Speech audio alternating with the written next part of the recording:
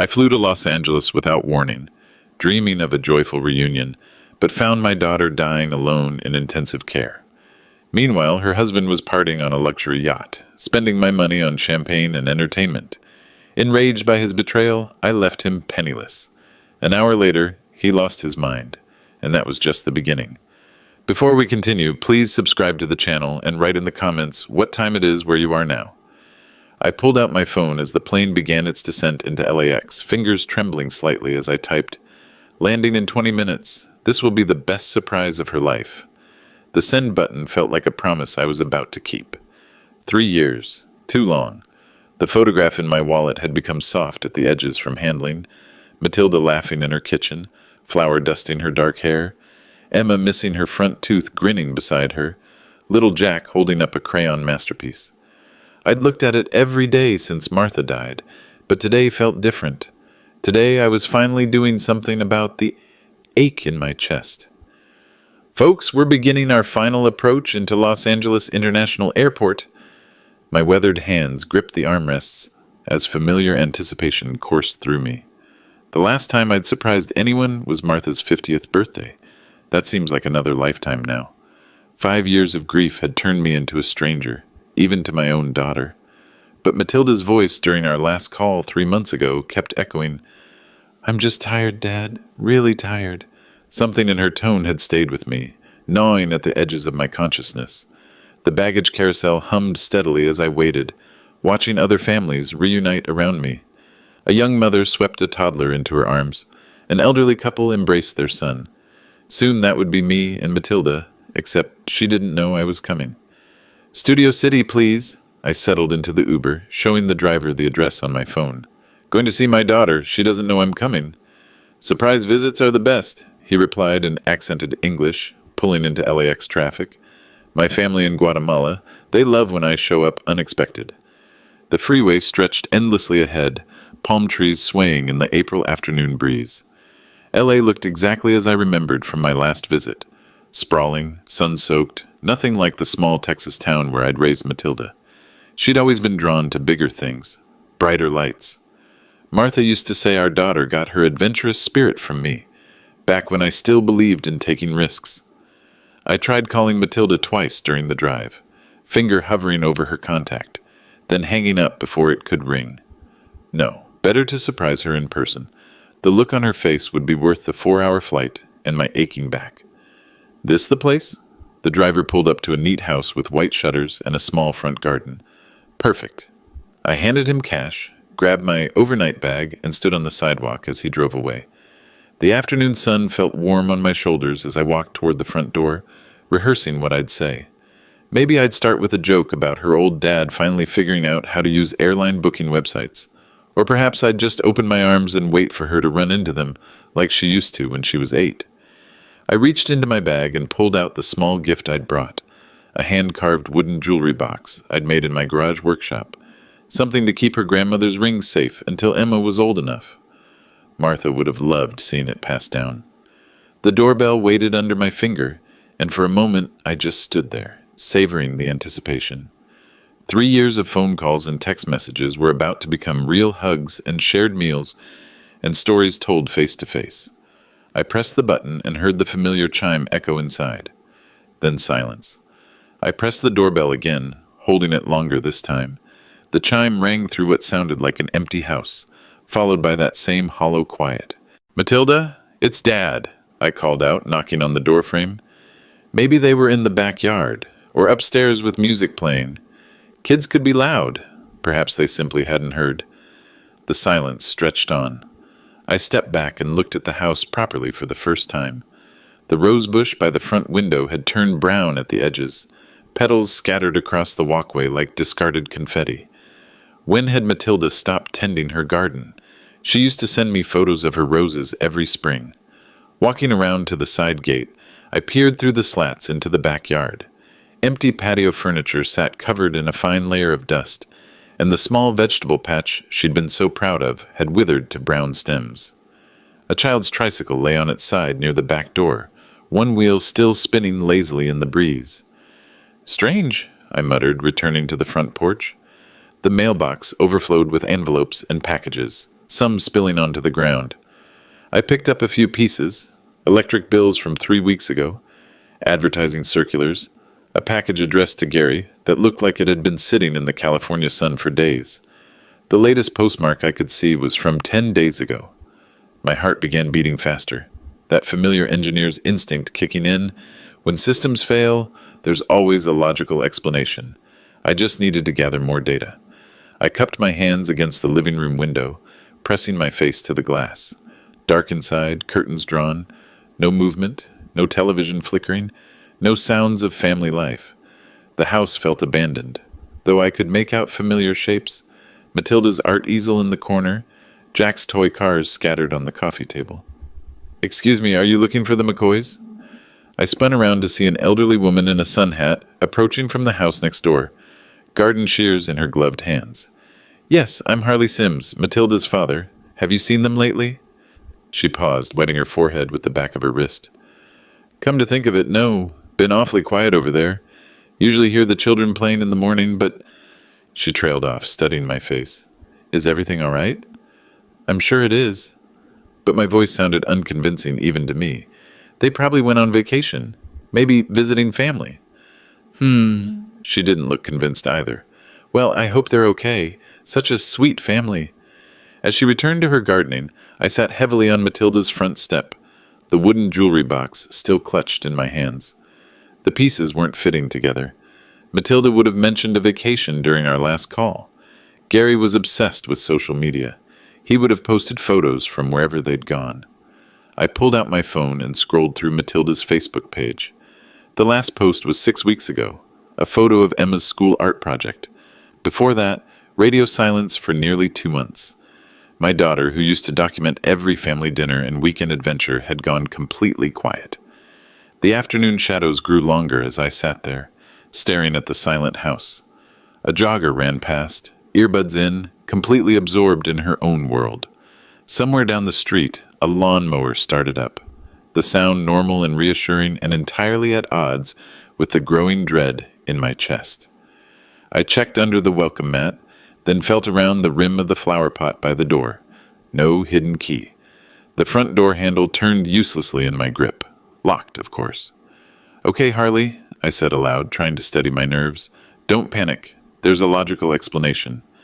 But as I sat on that porch step, surrounded by signs of abandonment and neglect, I couldn't shake the feeling that my surprise visit had revealed something much worse than an empty house. Time to call Matilda.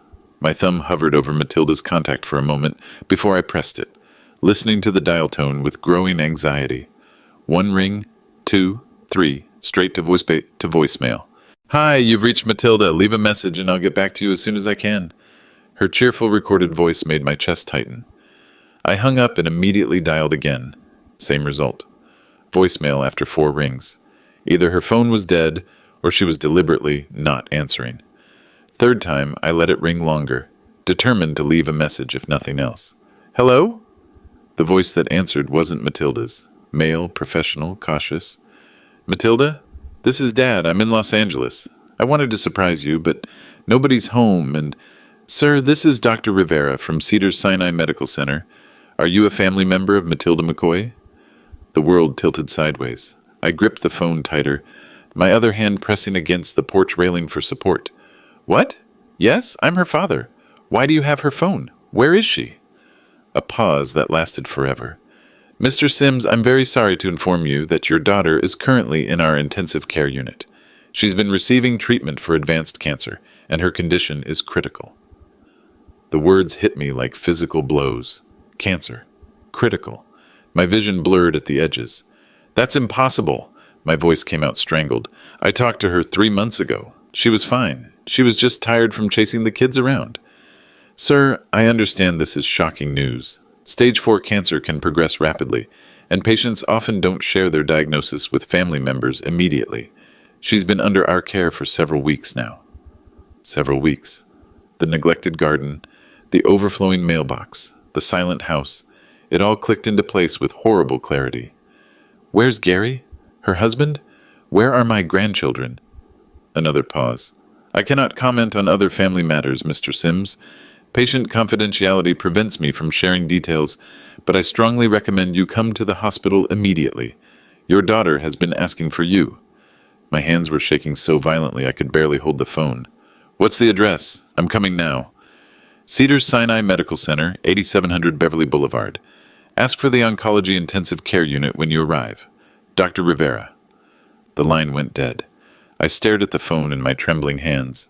The afternoon sun suddenly too bright, too warm, too normal for a world where my daughter was dying, and I hadn't known. 3 months ago, she'd said she was tired. Tired. And I'd been so wrapped up in my own grief, my own isolation, that I'd missed every warning sign.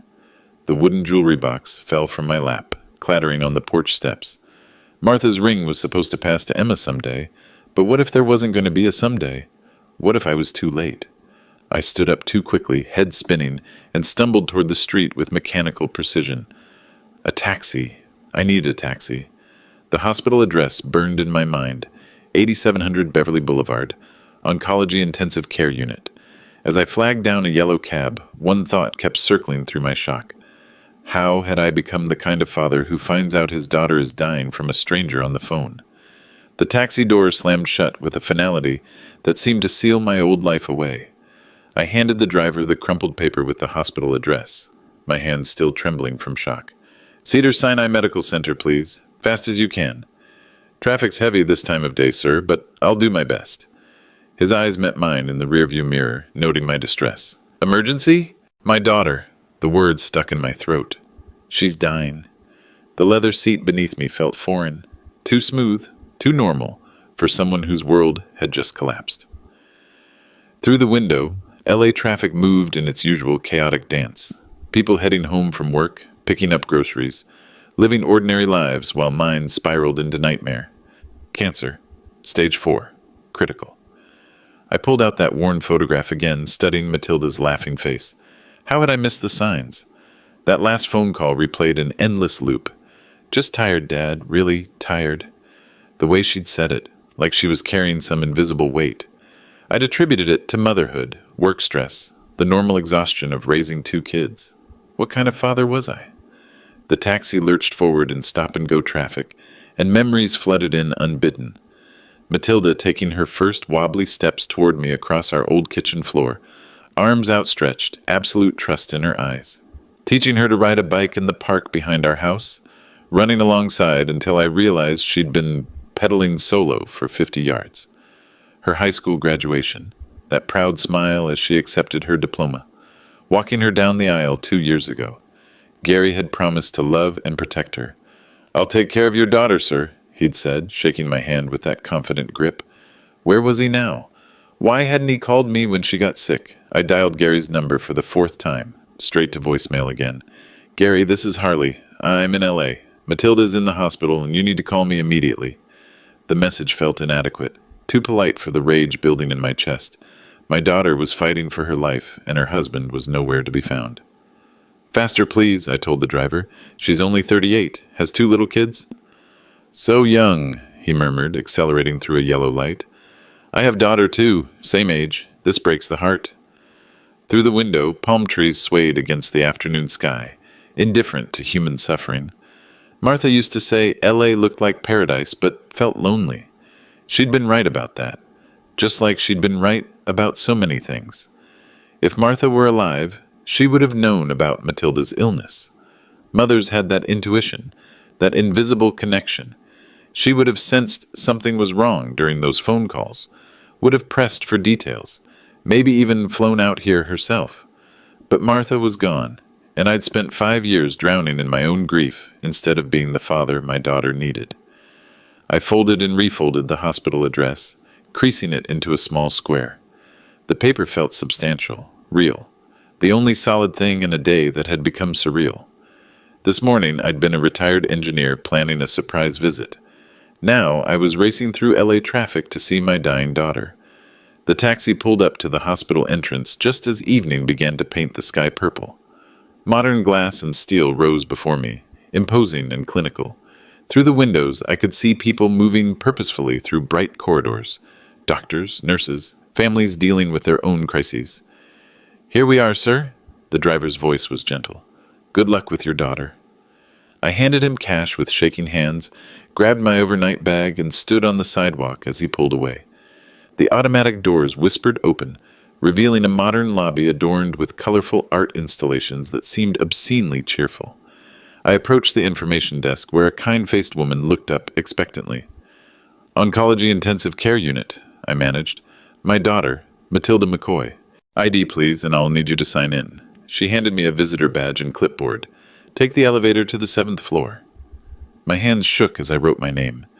The elevator ride felt endless, each floor number lighting up like a countdown to devastation. When the doors opened, the antiseptic smell hit me immediately, that unique hospital mixture of cleaning supplies and human suffering. Dr. Rivera waited at the nurse's station, a compact man with kind eyes behind wire-rimmed glasses. He extended his hand as I approached. "Mr. Sims, I'm glad you made it safely." "How is she?" The question came out hoarse. "Stable for now. The chemotherapy hasn't been as effective as we'd hoped, but she's responding to the current treatment protocol." He gestured down the hallway. "She's been asking for family. She'll be relieved you're here." We walked past rooms filled with the soft beeping of machines and hushed conversations. Through one doorway, I glimpsed an elderly man holding his wife's hand. Through another, a young mother reading to a child with a bald head. "Room 712, Dr. Rivera said softly. "I should warn you, the illness has taken a physical toll, but mentally, emotionally, she's still very much herself." Nothing could have prepared me. Matilda lay propped up in the hospital bed, connected to monitors that tracked her heartbeat in steady green lines. IV tubes snaked from her arms to bags of clear fluid hanging on metal poles. She looked so small, so fragile, a shadow of the vibrant woman who danced at her wedding. But when she saw me, her face transformed with the most beautiful smile. "Daddy," the word came out as a whisper, but it hit me like a freight train. I crossed the room in 3 steps and carefully gathered her into my arms, afraid I might break her. She felt bird-like, all sharp angles where there used to be soft curves. "Oh, sweetheart." Tears I'd been holding back since the phone call finally spilled over. "I'm here. I'm not going anywhere." "I didn't want to worry you," she breathed against my shoulder. "You were still grieving Mom, and I thought I could handle it myself." I pulled back to look at her face, smoothing the thin hospital blanket around her shoulders, the same way I used to tuck her in when monsters lived under her bed. "Why didn't you tell me? We could have fought this together." Her eyes filled with tears. "The doctors said 6 months, maybe 8, with treatment. I kept thinking I'd get better, that I'd call you when I was in remission, when I had good news to share." 8 months, maybe less now. I settled into the chair beside her bed, taking her hand in both of mine. Her fingers were ice cold, despite the warm room. "Where's Gary?" I tried to keep my voice neutral, but she must have heard something because her expression shifted. "He said he had important business meetings this week." She looked away toward the window. "Said he'd be back before the weekend." "When did you last see him?" 3 days ago." The words came out small, ashamed.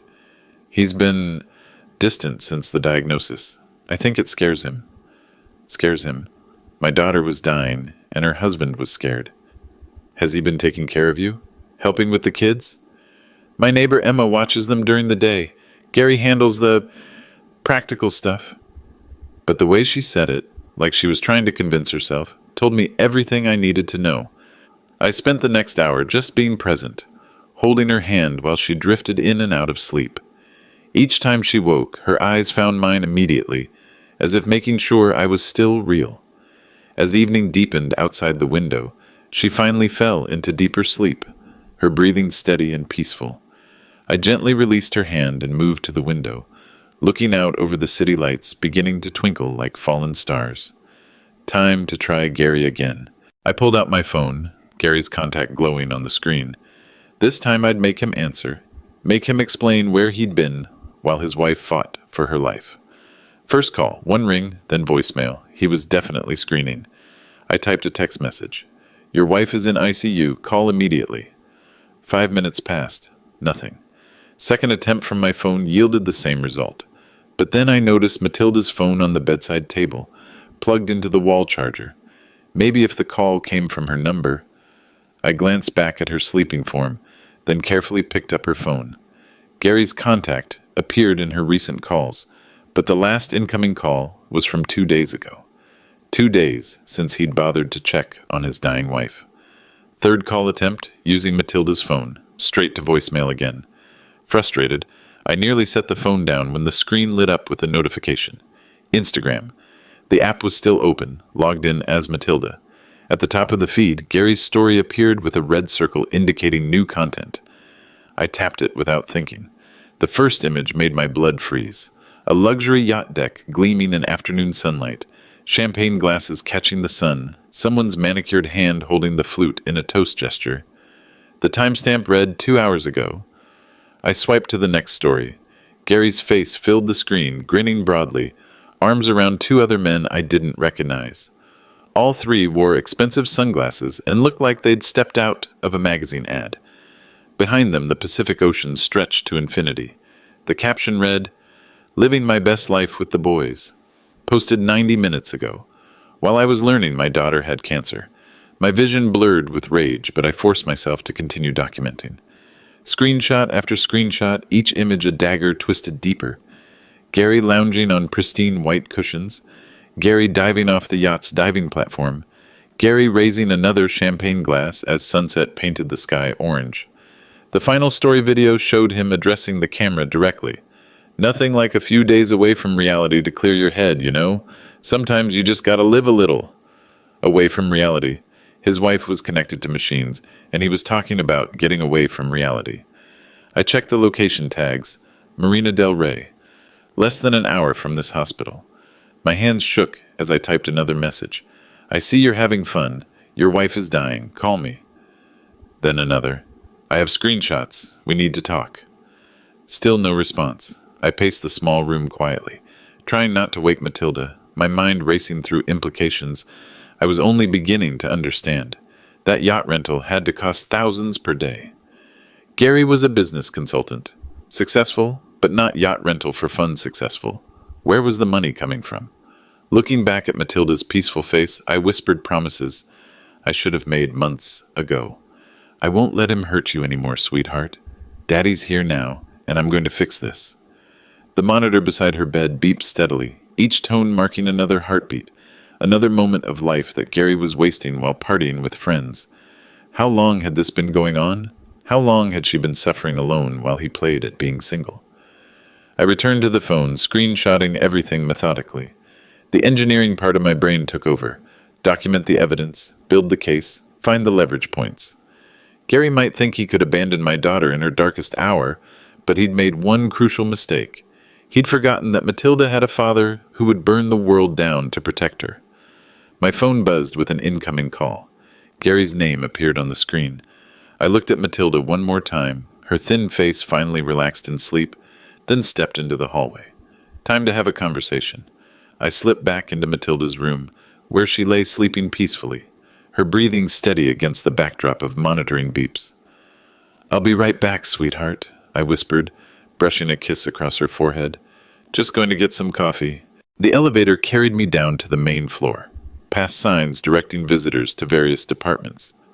The cafeteria occupied a corner of the ground level, mostly empty now, except for a few scattered medical staff grabbing late meals between shifts. I bought coffee I didn't want and found a quiet table in the far corner, pulling out my phone to stare at that yacht photo again. The image burned brighter each time I looked at it. Gary's carefree grin, the pristine deck, champagne glasses catching afternoon sunlight. How does a business consultant afford a $15,000 yacht rental? The question triggered a memory that made my blood run cold. 1 year ago, Gary had approached me about family emergencies. Medical bills, he'd claimed. Emma needed dental work. The house required repairs. Could I help them out temporarily by giving him access to my backup account? Just until things stabilize, he'd promised. Matilda doesn't need the stress of financial worry on top of everything else. I'd been impressed by his consideration for my daughter's well-being. What a caring husband, I'd thought, protecting his wife from money concerns. My hands shook as I opened my banking app, navigating to the shared account I'd set up for Gary's emergency access. The transaction history loaded slowly, each entry appearing like evidence in a murder trial. Marina del Rey, yacht charters, $15,000, posted yesterday, Nobu Malibu, 8 and $50. 3 days ago. Beverly Hills Mercedes service, $2,400. Last week, Rodeo Drive, shopping, $3,200. 10 days ago. The list went on and on, a months-long pattern of luxury spending while my daughter wasted away in a hospital bed. Every dollar he'd blown on champagne and yacht parties had come from my account. Every designer purchase, every expensive dinner, every moment of his freedom had been funded by the father of the wife he'd abandoned. I screenshot every transaction, my engineer's mind methodically building a case. The dates told the story. As Matilda's condition worsened, Gary's spending increased. While she was receiving her first rounds of chemotherapy, he was shopping on Rodeo Drive. While she was losing her hair to treatment, he was dining at five-star restaurants. The parasitic son of a... I stopped myself before the anger could fully consume my thinking. Rage was useful, but cold calculation would serve Matilda better. I pulled out a small notebook and began writing down key information, account numbers, transaction IDs, a systematic approach to cutting off Gary's financial lifeline. He'd made one crucial mistake. He'd used my money to finance his betrayal. Time to show him what happens when you cross a Texas engineer who spent 40 years solving complex problems. The hospital cafeteria hummed quietly around me. Vending machines, distant overhead pages, the soft murmur of exhausted medical staff. But I was no longer really there. My mind was in full strategic mode, identifying vulnerabilities and planning countermoves. Gary thought he could party his way through his wife's terminal illness on my dime. He was about to learn that every action has consequences, and some consequences arrive with mathematical precision. I finished my cold coffee and stood up, pocketing the notebook with bank information. First step, immediate financial amputation. Cut off his access completely before he could spend another cent of my money. Second step would be more personal. I found a quiet alcove near the hospital chapel, settling into a wooden chair with my phone and notebook spread before me. The irony wasn't lost on me. Planning financial warfare steps away from a place of sanctuary I had no intention of seeking. The bank's emergency line answered on the third ring. First National Emergency Services, this is Amanda speaking. How can I help you tonight? This is Harley Sims, account holder. I need to revoke authorized access on my accounts immediately. I kept my voice steady, professional. I'll need to verify your identity first, Mr. Sims. Can you provide your social security number and your mother's maiden name? I rattled off the information while checking my notes. 45 years of banking with the same institution meant they knew my voice, but protocol was protocol. Thank you. I show Gary McCoy has had authorized access to your backup savings account since April 2022. Are you requesting complete revocation of his privileges? Immediate and permanent removal. Transfer all remaining funds to my primary secured account. I need to inform you this action is irreversible and may affect any automated payments or services linked to that account. Are you certain you want to proceed? Cancel everything associated with his access. Every automatic payment, every linked service, every recurring charge. Each word came out crisp, final. One moment, please, while I process these changes. The hold music played while I watched a security guard walk past, nodding respectfully. Normal hospital evening routine continuing while I systematically dismantled Gary's financial foundation. Mr. Sims, I've revoked Mr. McCoy's access to the savings account and initiated transfer of remaining funds. That's $127,000 moving to your primary account. I'm also showing 3 credit cards with authorized user status in his name. Shall I cancel those as well? $127,000. Gary had been living off my money for 2 years while my daughter suffered in silence. Cancel every card. Remove him as authorized user on all accounts. Delete his contact information from emergency notifications. Processing now. Okay, that's complete. Mr. McCoy will receive notice that his cards have been deactivated and any attempted transactions will be declined. Is there anything else I can do for you tonight? Set up fraud alerts if anyone tries to access these accounts using his information. Already in place, sir. You'll receive confirmation emails within the next few minutes. I hung up and immediately opened my banking app to verify the changes. Account access, revoked. Credit cards, canceled. Automatic payments, terminated. The digital paper trail showed Gary's financial lifeline had been severed with surgical precision. My phone buzzed with the first confirmation email. then another. Each notification felt like justice delivered in electronic format. Let's see how long the yacht party lasts when his credit cards start getting declined. I closed the notebook with a satisfying snap and pocketed my phone. The engineering part of this problem was solved. Identify the system failure, isolate the problematic component, remove it permanently. Gary's access to my resources now existed only in his own deluded imagination. Standing up from the chair, I felt lighter than I had in hours. Not because the weight of Matilda's illness had lifted. That burden would stay until she recovered or until she didn't. But the crushing realization that I'd been unknowingly funding her abandonment? That particular torture was over. Gary could keep his yacht for tonight. Tomorrow, when those cards started declining and his calls went unanswered, he'd discover what happens when a parasite loses its host. I walked back toward the elevator, past the chapel door that remained slightly ajar, past the nurse's station where evening shift changes were occurring. Normal hospital rhythms continuing, while one small piece of justice had been quietly administered. Matilda was awake when I returned, staring at the ceiling with that distant expression I'd seen too often today. The room glowed softly from monitoring equipment, creating an intimate space separate from the harsh hospital world beyond her door. "Hey, sweetheart, how are you feeling?" I set down my untouched coffee and pulled the chair close to her bedside. "Better now that you're here." She turned toward me, and I could see something had shifted while I was gone. "Dad, I need to tell you something about Gary."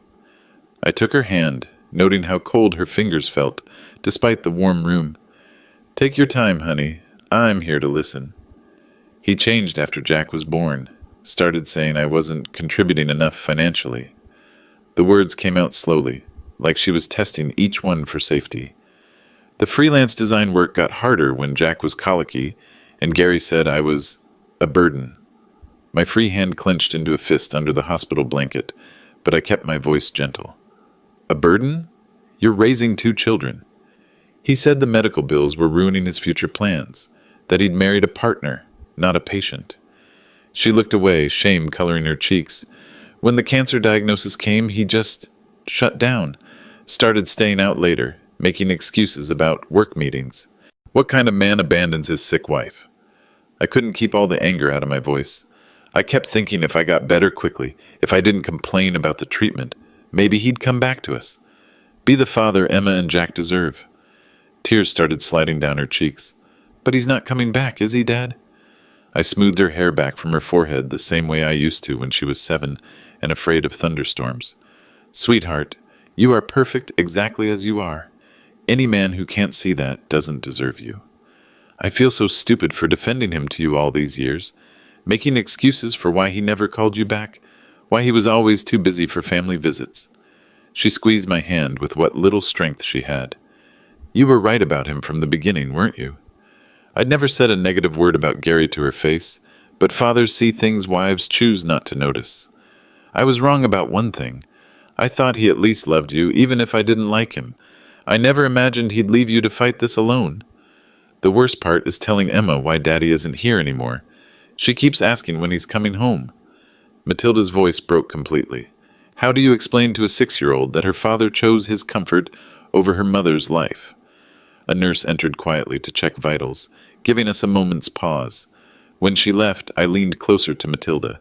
"You don't have to worry about any of that anymore. Focus on getting better. I'll handle everything else." "Dad, I can't ask you to—" "You're not asking. I'm telling you, your only job is healing. Leave Gary, leave the finances, leave everything else to me." I kissed her forehead. "You'll never have to deal with his selfishness again." Exhaustion was overtaking her again, the emotional release draining what little energy she had. Her eyelids grew heavy as she fought to stay present. "Promise me something," she whispered. "Anything. Don't let anger at Gary consume you. I need my dad, not another angry man in my life." I covered her with the blanket as her breathing deepened toward sleep. "I promise, sweetheart. Rest now." But as I watched her drift off, I knew it was a promise I might not be able to keep. The man who'd sworn to love and protect my daughter had stolen her money, abandoned her in crisis, and broken our grandchildren's hearts. Some acts demand more than forgiveness. They demand consequences. My phone buzzed with a text from an unknown number. The phone buzzed insistently in my hand, the unknown number glowing on the screen. Marina del Rey, area code. I glanced at Matilda, peaceful in sleep, then stood quietly and moved toward the window. "Hello?" My voice was ice. "Harley, what did you do? My cards were declined in front of everyone." Gary's voice cracked with panic and humiliation. "Fix this immediately." "Where are you right now, Gary?" I ignored his demand completely. "That's not your business. Listen, old man, you need to restore my access right now, or my daughter is dying in a hospital bed." Each word dropped like a stone into still water. "And you're partying on a yacht with my money." Silence, then sputtering. "How did you... That's not... This is business networking." Through the phone, I could hear it all. Party music, laughter, waves lapping against the hull.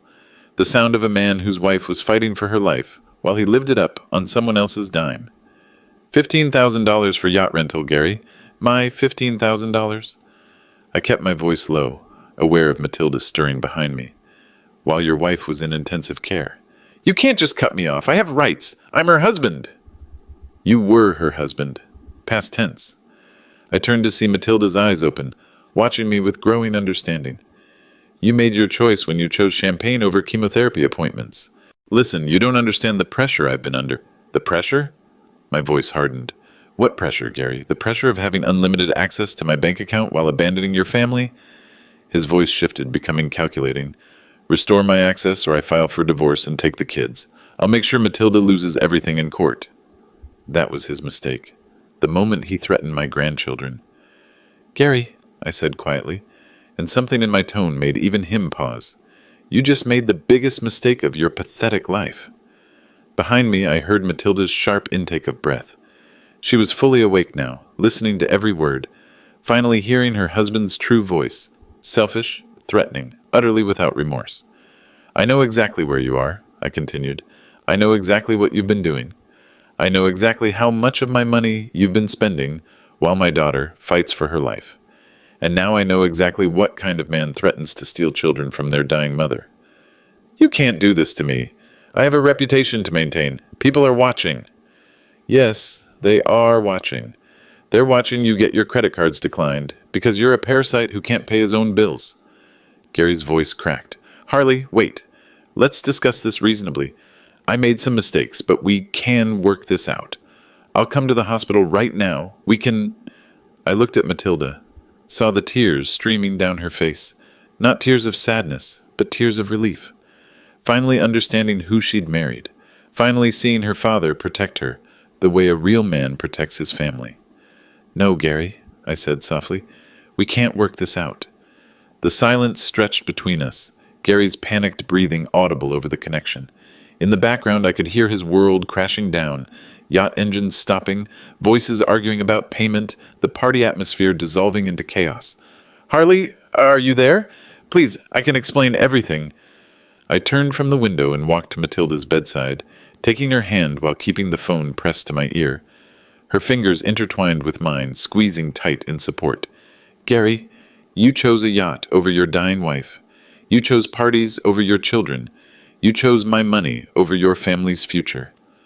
My voice dropped to barely above a whisper, but each word cut like a blade. "You made your choice. Now live with the consequences." "I can change. I'll be different. I'll come home and take care of everyone. If you ever approach my daughter or grandchildren again, I will destroy you completely." Matilda's grip tightened, her eyes wide as she finally heard the protective father she'd needed all along.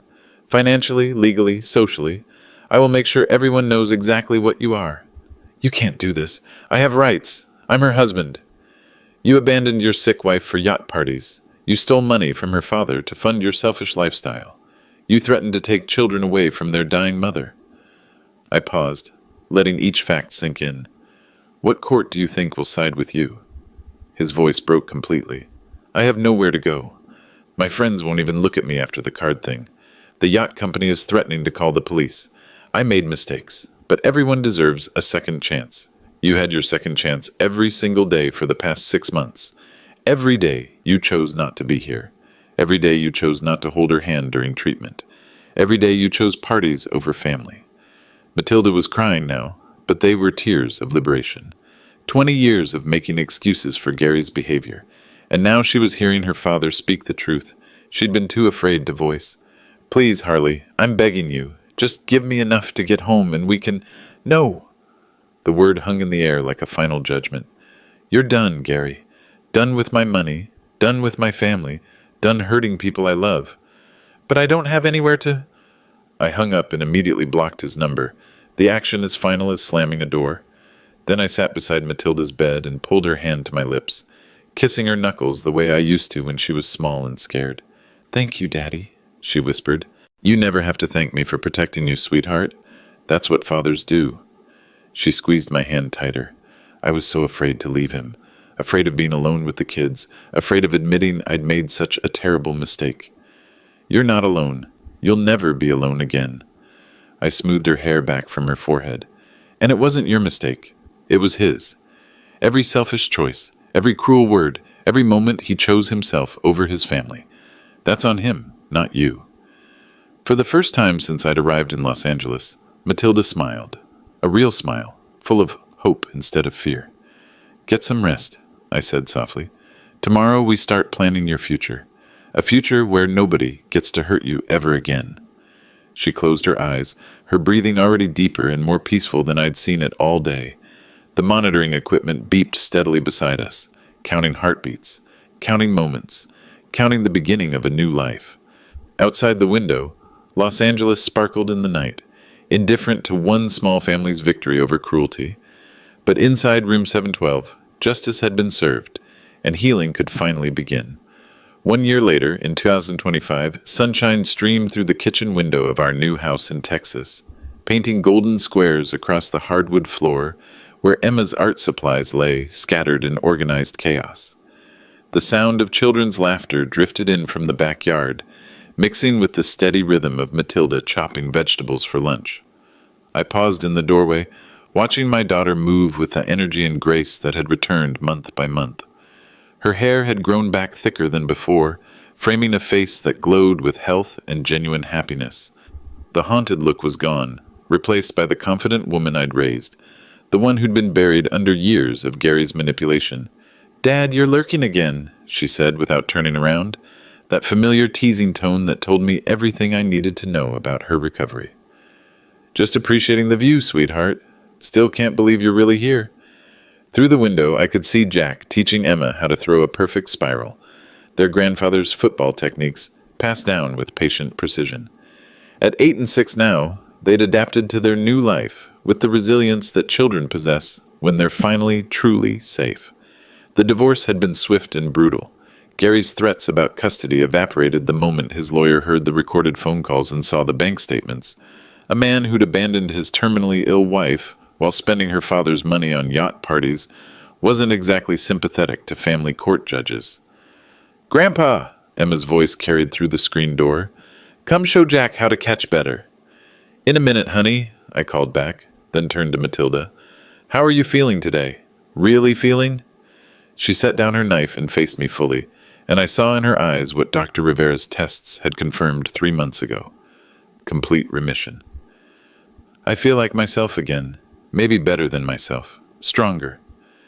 The kitchen timer chimed, and she pulled a pan of cornbread from the oven. Martha's recipe. The one I'd taught her years ago. Some traditions were worth preserving. "Remember what you used to tell me when I was little and scared of thunderstorms?" she asked, setting the hot pan on a cooling rack. "That storms pass, but families last forever." "You were right."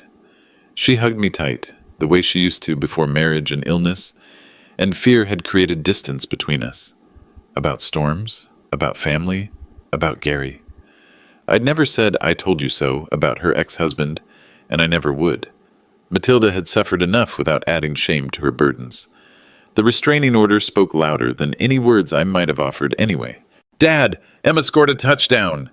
Jack burst through the screen door, grass stains on his knees and pure joy on his face. Behind him, Emma performed an elaborate victory dance that would have made her grandmother laugh. "Touchdown celebration calls for extra cornbread," Matilda announced, cutting generous squares that steamed in the afternoon light.